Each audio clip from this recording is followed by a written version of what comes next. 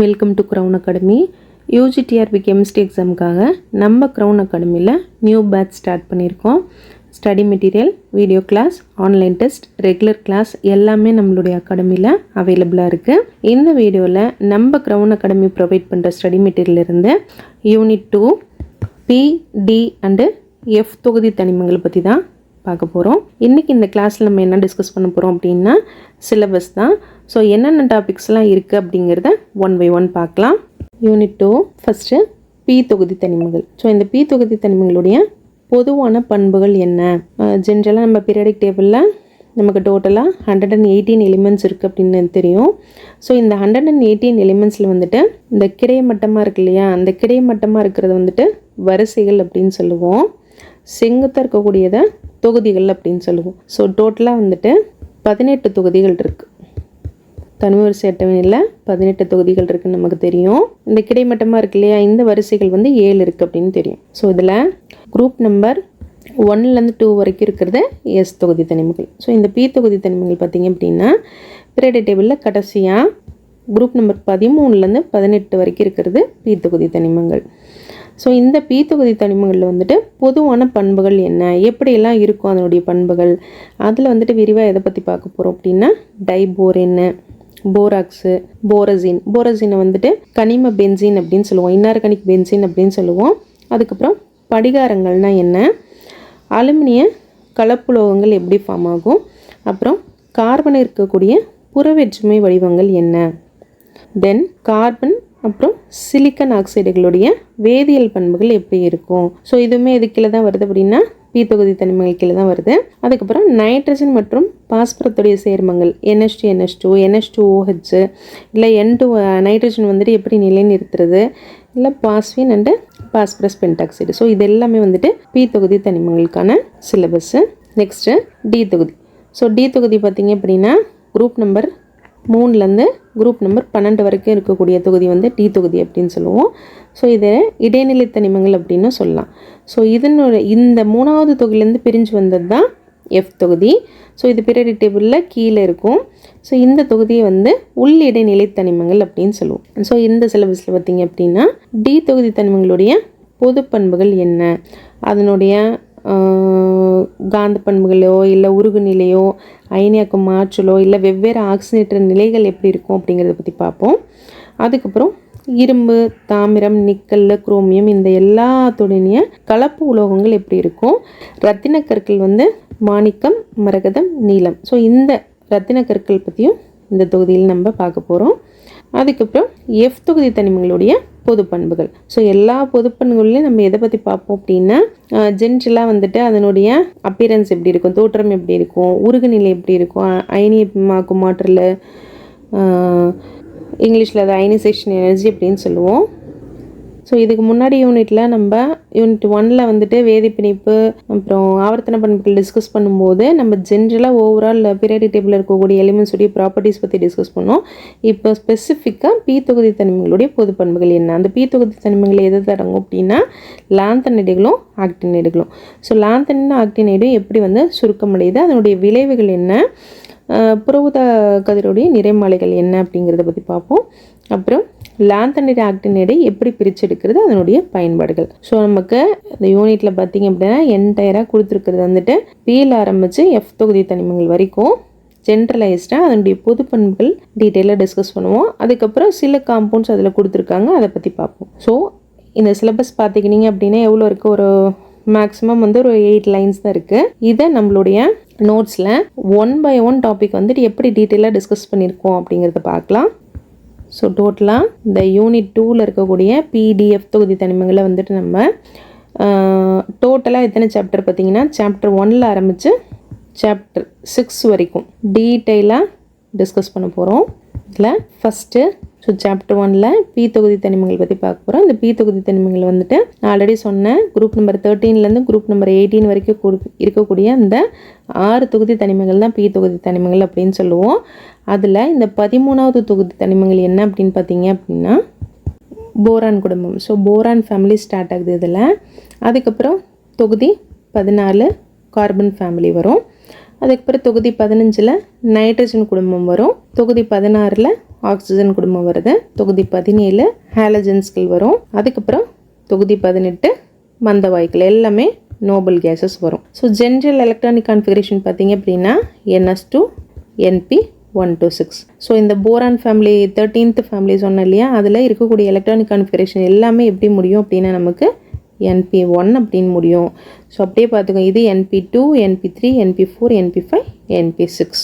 So அதுதான் டோட்டலாக 6 groups. அந்த 6 குரூப்ஸ் எலிமெண்ட்ஸ் உடைய பொதுவான பண்புகள் என்ன அப்படிங்கிறத பற்றி பார்ப்போம். ஸோ தொகுதி 13 ஆல்ரெடி நான் போரான் தொகுதின்னு சொன்னேன் இல்லையா, அதனுடைய எலக்ட்ரான் அமைப்பு எப்படி இருக்கும், அணு ஆரம், இதில் இருக்கக்கூடிய தனிமங்கள் பார்த்திங்க அப்படின்னா boron, aluminium, gallium, indium.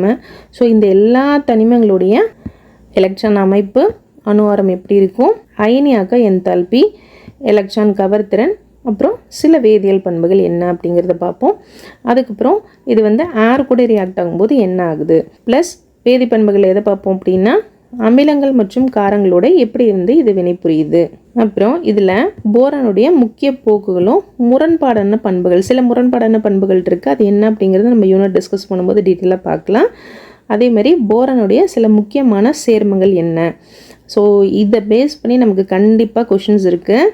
Inorganic பென்சீன்னு எதை சொல்கிறோம், கனிம பென்சீன்னு அழைக்கப்படுவது எது அப்படின்னா அது கண்டிப்பாக என்னது, போரசின் தான். ஸோ அதை பற்றி நம்ம படிப்போம். இதில் ஆர்த்தோபோரிக் ஆசிட்னா என்ன, இது எல்லாமே போரானுடைய சேர்மங்கள். அதே மாதிரி டைபோரின்னா என்ன, போரான் மற்றும் அலுமினியத்துடைய பயன்பாடுகள், போரான் ஃபேமிலியில் வரது தான் அலுமினியம். ஸோ அதனுடைய பயன்பாடுகளும் என்னென்ன சேர்மங்கள்லாம் அது உருவாக்கக்கூடியது அப்படிங்கிறத பற்றி பார்ப்போம். அதுக்கப்புறம் போரசின் தான் கனிம பென்சீன் அப்படின்னு சொன்னேன் இல்லையா. ஸோ நார்மல் பென்சீனும் இன்ஆர்கானிக் பென்சீனும் இந்த ஆர்கானிக் பென்சீனும் ஒப்பிட்டு பார்க்க போகிறோம். ஸோ இது எல்லாமே இந்த பி தொகுதி தனிமங்களில் வரக்கூடிய இந்த போரான் சேர்மங்களை பற்றி டிஸ்கஸ் பண்ணுறது இந்த அப் டு 1.6 வரைக்கும். ஸோ நம்ம இங்கேருந்து 1.11லேருந்து 1.16 வரைக்கும் இந்த போரானுடைய சேர்மங்கள் பற்றி பார்ப்போம். அதுக்கப்புறம் ஆலம்ஸ், படிகாரம் எப்படி உருவாகுது, அதே மாதிரி இந்த பி தொகுதி தனிமங்களில் இந்த போரான் ஃபேமிலியில் இருக்கக்கூடிய அலுமினியத்துடைய உலோக கலவைகள், அது வெவ்வேறு உலோகங்களோட வினை புரிஞ்சு எப்படி உலோக கலவைகளே கொடுக்குது அப்படிங்கிறத பற்றி பார்ப்போம். அதுக்கப்புறம் அந்த சாப்டருக்கான பயிற்சி வினாக்கள். ஸோ இப்போ நீங்கள் பார்த்தீங்கன்னாவே தெரியும், நம்ம பி தொகுதி தனிமங்களில் பாருங்கள், பி தொகுதி தனிமங்கள் ஆரம்பித்து இந்த அலுமினியம் கலப்பு உலோகங்கள் வரைக்கும் சாப்டர் 1ல். ஸோ டோட்டலாக இதில் பாருங்கள் 1 2 3 4 5 6 டாபிக்ஸ் தான் கொடுத்துருக்காங்க.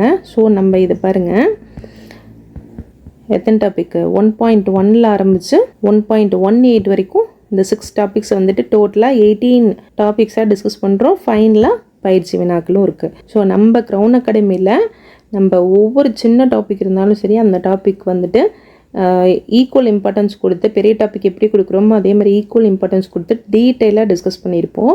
ஸோ இதில் நம்ம இந்த யூனிட் சிலபஸ் இன்ட்ரோவிலே நம்ம ப்ரீவியஸ் இயரில் என்ன கொஷின்ஸ் கேட்டிருக்கான் அப்படின்னு பார்க்கலாம். பார்க்கும்போது உங்களுக்கே ஒரு ஐடியா கிடைக்கும். கண்டிப்பாக இந்த ஸ்டடி மெட்டீரியலில் படிங்க.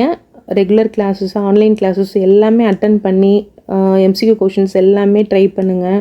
ஆன்லைன் டெஸ்ட் எழுதுங்க. இந்த யூனிட்டில் கண்டிப்பாக உங்களால் 11 to 12 கொஷின்ஸ் கேட்பாங்க. எல்லா கொஷினும் உங்களால் ஈஸியாக ஆன்சர் பண்ண முடியும். Next chapter number 2. ஸோ இதில் பார்த்தீங்க அப்படின்னா ஃபஸ்ட்டு அந்த 13th போரான் ஃபேமிலி பார்த்து முடிச்சிட்டோம் இல்லையா. அடுத்தது 14th குரூப்பு கார்பன் தொகுதி. ஸோ ரொம்ப முக்கியமான டாப்பிக்கு கார்பனுடைய புறவேற்றுமை வடிவங்கள். ஜென்ரலாகவே சில எலிமெண்ட்ஸ் நேச்சுரலாகவே நிறைய ஃபிசிக்கல் ஃபார்ம்ஸ் ப்ரெசென்ட் ஆகிருக்கும். இயற்கை வடிவங்கள் நிறைய இருக்கும் அது. ஸோ இந்த கார்பனுடைய புறவேற்றுமை வடிவங்கள் ஏன் சொல்கிறோம் அப்படின்னா, கார்பன் அப்படிங்கிற அந்த தனிமம் இயற்பியல் பண்புகள் வெவ்வேறு மாதிரி இருக்கும். வேதி பண்புகள் ஒரே மாதிரி இருக்கக்கூடிய இந்த கார்பனுடைய வெவ்வேறு வடிவங்களை தான், இயற்கை வடிவங்களை தான் நம்ம என்ன சொல்கிறோம் அப்படின்னா புறவேற்றுமை வடிவங்கள் அப்படின்னு சொல்கிறோம். அதில் நமக்கு நல்லா தெரிஞ்சது கிராஃபைட்டு. ஸோ இந்த புறவேற்றுமை வடிவங்களே நம்ம 2 டைப்பாக கிளாஸிஃபை பண்ணலாம். படிக வடிவம் இருக்கிறது ஒன்று, படிக வடிவம் இல்லாத ஒன்று. ஸோ இந்த படிக வடிவம் இருக்கிறதுல பார்த்தீங்க அப்படின்னா இந்த கிராஃபைட்டு, ஃப்ளூரின்ஸ் எல்லாமே படிக வடிவம் உள்ளது. படிக வடிவம் இல்லாதது பார்த்தீங்க அப்படின்னா அந்த சார்கோல், கோக்கு எல்லாம் இருக்கு இல்லையா, அந்த நிலக்கரி பவுடர்லாம் இருக்கு இல்லையா, அது படிக வடிவமற்ற பவுடர் ஃபார்மில் இருக்கக்கூடிய கார்பனுடைய புறவேற்றுமை வடிவங்கள். அதுக்கப்புறம் கார்பனுடைய பயன்கள் என்ன, கார்பனும் சிலிக்கானும் சில முக்கிய சேர்மங்களை கொடுக்குது. ஸோ கார்பன் டை ஆக்சைடுனா என்ன, சிலிக்கான் டை ஆக்சைடு, அப்புறம் சிலிக்கோன்கள், சிலிக்கேட் எப்படி ஃபார்ம் ஆகும், ஜியோலைட்ஸ் எப்படி ஃபார்ம் ஆகும். ஸோ இது எல்லாமே தொகுதி 14 கார்பன் தொகுதியில் இருக்கக்கூடிய இந்த தனிமங்கள் பற்றி டிஸ்கஸ் பண்ணுறோம். அதுக்கப்புறம் குரூப் நம்பர் 15ல் இருக்கக்கூடிய நைட்ரஜன் சேர்மங்கள். ஸோ நைட்ரஜனில் மிக முக்கியமானது பார்த்திங்க அப்படின்னா அம்மோனியா. இந்த அம்மோனியாவுடைய முக்கிய அம்சம் என்ன, அம்மோனியாவை எப்படி தயாரிச்சாங்க, தொழில்துறையில் ஹேபர் முறைனா என்ன, ஹேபர் முறையில் எப்படி அம்மோனியா தயாரிக்கிறது. ஸோ ஃபஸ்ட்டு லெபரட்டரியில் வந்துட்டு இந்த அம்மோனியா ப்ரிப்பேர் பண்ணும்போது தான் வந்துட்டு ஹைட்ரஜன் ஒன்று வந்துட்டு இன்வென்ட் பண்ணாங்க. ஸோ ரொம்ப முக்கியமான ப்ராசஸ் இந்த ஹேபர் ப்ராசஸ்ஸு. அப்படின்னா என்ன அப்படிங்கிறத பற்றி பார்ப்போம். அதுக்கப்புறம் நைட்ரிக் அமிலம் என்ன, ஆஸ்வால்டு முறைனா என்ன, நைட்ரஸ் ஆக்சைடு, இது எல்லாமே நைட்ரஜனுடைய சேர்மங்கள். இப்போ நைட்ரஸ் ஆக்சைடை எப்படி தயாரிக்கிறது, மருத்துவ மற்றும் பிற பயன்பாடுகள் என்ன இருக்குது இதுக்கு. அதுக்கப்புறம் நைட்ரிக் ஆக்சைடு, அப்புறம் நைட்ரஜன் டை ஆக்சைடு. ஸோ நம்ம இந்த போரசின் பார்த்த மாதிரி இதில் என்ன பார்க்குறோம் அப்படின்னா ஹைட்ரஜின், ஹைட்ரஜினுடைய முக்கிய பண்புகள் என்ன, அதுக்கப்புறம் நைட்ரஜன் நிலைநிறுத்தம். ஸோ நைட்ரஜன் வந்துட்டு எப்படி ஃபிக்சேஷன் பண்ணுறது, அதுக்கப்புறம் பாஸ்பைனுடைய நிலைநிறுத்தம் என்ன, P2O5 பாஸ்பரஸ் பென்டாக்சைடோட நிலைநிறுத்தம் என்ன. ஸோ இந்த சேர்மங்கள் எல்லாத்தையும் பற்றியும் டீட்டெயிலாக இந்த சாப்டர் 3ல் டிஸ்கஸ் பண்ணுவோம். ப்ளஸ் ரொம்ப இம்பார்ட்டண்ட் என்னது, பயிற்சி வினாக்கள் தான். ஸோ அந்த பயிற்சி வினாக்கள் ஒவ்வொரு சாப்டருக்கு பின்னாடியும் கண்டிப்பாக இருக்குது. நெக்ஸ்ட்டு சாப்டர் நம்பர் 4 இடைநிலை தனிமங்கள். ஸோ இடைநிலை தனிமங்கள் வந்துட்டு டி தொகுதி தனிமங்கள் அப்படின்னு சொல்லுவோம். நான் ஆல்ரெடி இந்த குரூப் நம்பர் சொன்னேன். குரூப் நம்பர் 3லேருந்து குரூப் நம்பர் 12 வரைக்கும் கூடிய அந்த 10 குரூப் எலிமெண்ட்ஸை டி பிளாக் எலிமெண்ட்ஸ் அப்படின்னு சொல்லுவோம்.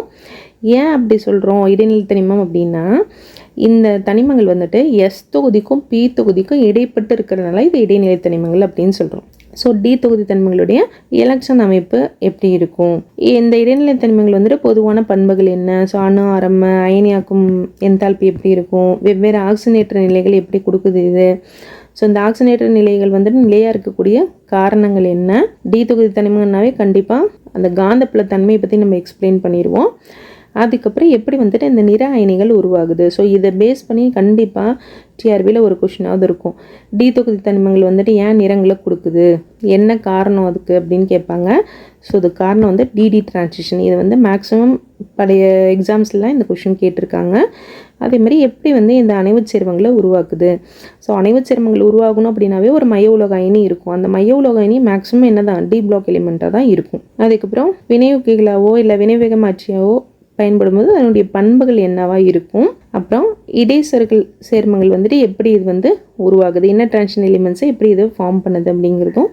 அதுக்கப்புறம் உலோக கலவைகள். ஸோ இந்த டி தொகுதி தனிமங்கள் ஒரு உலோகம் இன்னொரு உலோகமும் சேர்ந்து எப்படி வந்து உலோக கலவைகளை உருவாக்குது, இரும்பினுடைய உலோக கலவை எப்படி இருக்கும், இந்த முக்கியமான இரும்பு உலோக கலவைகள் என்னென்ன, அதனுடைய பயன்கள் என்ன அப்படிங்கிறத பற்றி இந்த சாப்டரில் டிஸ்கஸ் பண்ணுவோம். அதே மாதிரி மிக முக்கியமான உலோகம் வந்து தாமிரம். ஸோ இப்போ நம்ம கோல்டில் பார்த்தீங்கன்னா கண்டிப்பாக காப்பர் மிக்ஸ் ஆகி தான் இருக்கும். ஸோ தாமிர உலோக கலவைகள் என்ன, தாமிர கலவையுடைய பொதுவான பண்புகள், அது மட்டும் இல்லாமல் பிற முக்கிய கலவைகளும் டிஸ்கஸ் பண்ணுவோம்.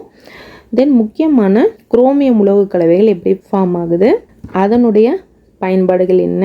இது இல்லாமல் ரொம்ப இம்பார்ட்டன்ட் டாபிக் என்ன அப்படின்னா இந்த ரத்தின கற்கள் இருக்கு இல்லையா, மாணிக்கம், மரகதம், நீலக்கல். ஸோ இதை பற்றி எல்லாம் இதனுடைய ப்ராப்பர்ட்டிஸ் என்ன அப்படிங்கிறத பற்றி பார்ப்போம். தென் பயிற்சி வினாக்கள். ஸோ இதோட சாப்டர் 4 முடியுது. சாப்டர் 5 உள்ளிடை நிலை தனிமங்கள் அப்படின்னு சொல்லுவோம். ஏன் அப்படின்னா டி தொகுதி இந்த 3rd குரூப் இருக்கு இல்லையா, அதுலேருந்து பிரிஞ்சு சப்டிவைட் ஆனது தான் இந்த தொகுதி. பீரியாடிக் டேபிளில் கீழே 2 பாக்ஸஸ் இருக்கும். ஸோ அதில் ஃபர்ஸ்ட் ஒன் பார்த்தீங்கன்னா லாந்தனைடுகள். இந்த லாந்தனைடுகளுடைய பொதுவான எலக்ட்ரான் அமைப்பு. நீங்கள் எந்த தொகுதி தனிமங்களை எடுத்துக்கிட்டாலும் சரி, ஃபஸ்ட்டு இப்போ பி பிளாக்னா அதனுடைய எலக்ட்ரான் கட்டமைப்பு எப்படி இருக்கும், டி உடைய எலக்ட்ரான் கட்டமைப்பு எப்படி இருக்கும், அதே மாதிரி எஃப் தொகுதிக்கும் பொதுவான எலக்ட்ரான் கட்டமைப்பு எப்படி இருக்கும். இப்போ அணுக்களோ இல்லை அயனிகளோ இருக்கும்போது அதனுடைய உருவளவில் எந்த மாதிரி மாற்றங்கள் ஏற்படுது. அதுக்கப்புறம் லாந்தனைடு குறுக்கத்துக்கான காரணம். ஸோ நீங்கள் டிஃபால்ட்டாக யூஜிடிஆர்பி கொஷின் எடுத்துக்கிட்டிங்கன்னா கண்டிப்பாக இந்த லாந்தனைடு குறுக்கத்தையோ இல்லை லாந்தனைடு ஆக்டினிட்டி பேஸ் பண்ணியோ கண்டிப்பாக ஒரு கொஷின் வந்துடும். ஆக்சிஜனேற்ற நிலை எப்படி இருக்கும், கண்டிப்பாக இந்த லாந்தனைடுகளோட வினைத்திறன் எப்படி இருக்கும், அப்புறம் இதனுடைய முக்கிய பயன்கள் என்ன, அதாவது இது ஒளியியல்லையும் லேசர்லையும் எப்படி யூஸ் ஆகுது, லாந்தனைடை எப்படி பிரிச்செடுக்கலாம், அந்த பிரிச்செடுக்கிற முறையில் வந்துட்டு கரைப்பான் பிரித்தெடுத்தல் முறையும் இருக்குது, பழைய பாரம்பரிய முறைகள் இருக்குது, எப்படி பிரிச்செடுக்கலாம். அப்புறம் ரொம்ப முக்கியமான தாது பார்த்தீங்க அப்படின்னா இந்த மோனோசைட் மணல். ஸோ மோனோசைட் தாதுலேருந்து எப்படி வந்துட்டு லாந்தனைடு பிரித்து எடுக்கிறது அப்படிங்கிறது டீட்டெயிலாக பார்க்க போகிறோம். அதுக்கப்புறம் லாந்தனைடு நிறமாலை. ஸோ எப்படி வந்துட்டு இந்த நிறமாலை வரிகளை உருவாக்குது லாந்தனைடு சேர்மங்கள் அப்படிங்கிறத பற்றி டிஸ்கஸ் பண்ணுவோம்.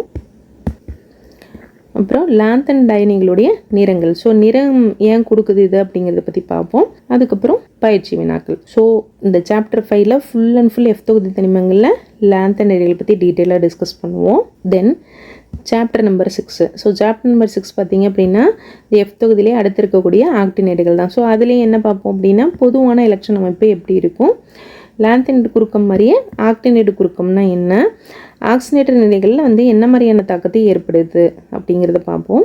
அதுக்கப்புறம் லாந்தனைடும் ஆக்டினேடும் வந்துட்டு எப்படி வந்து ஒப்பிடுறது, அதனுடைய பண்புகளை எப்படி வந்துட்டு ஒப்பிடுறது அப்படிங்கிறது ஒப்பிட்ட அட்டவணையை பற்றி பார்க்க போகிறோம்.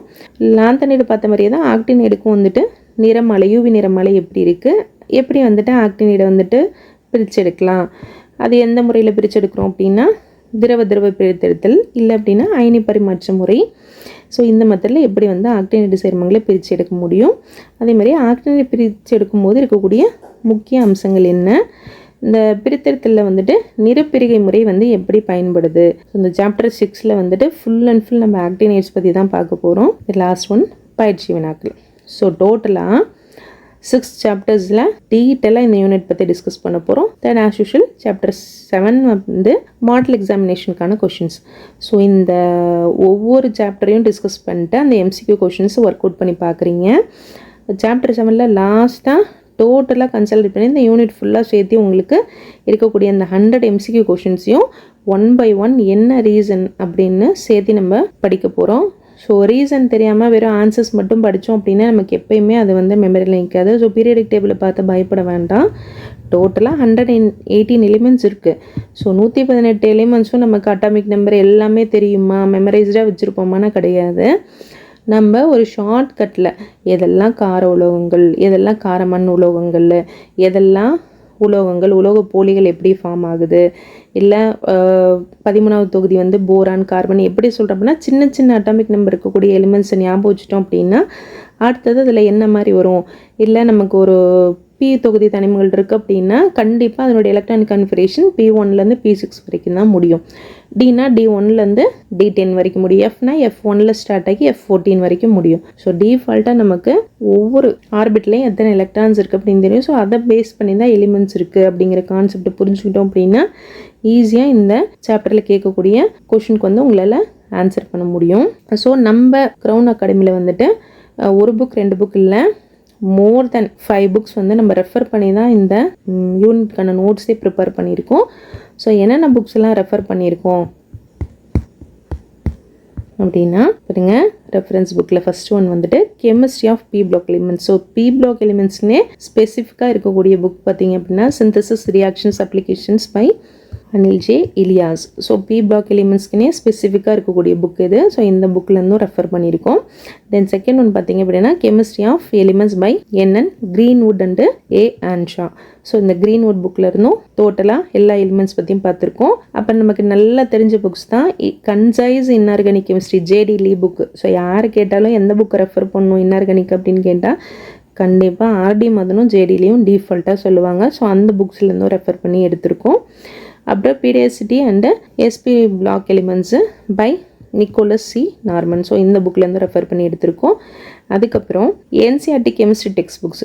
ஏன் டெக்ஸ்ட் புக்ஸ்லேருந்து எடுத்திருக்கோம் அப்படின்னா நம்ம UGTRB வந்துட்டு மேக்ஸிமம் வந்து நம்ம UGTRB கம்ப்ளீட் பண்ணிட்டோம் அப்படின்னா ஸ்கூல் ஸ்டூடெண்ட்ஸ் தான் டீச் பண்ண போகிறோம். ஸோ 11th 12th இன்டெப்த்தாக என்னென்னலாம் கேட்டிருக்காங்க அப்படின்ட்டு அந்த சோர்ஸஸையும் யூட்டிலைஸ் பண்ணியிருக்கோம். Then master resource books in chemistry for JE main NEET. So இந்த அரியன் பப்ளிகேஷன்ஸ்லேருந்தும் நம்ம எடுத்திருக்கோம்.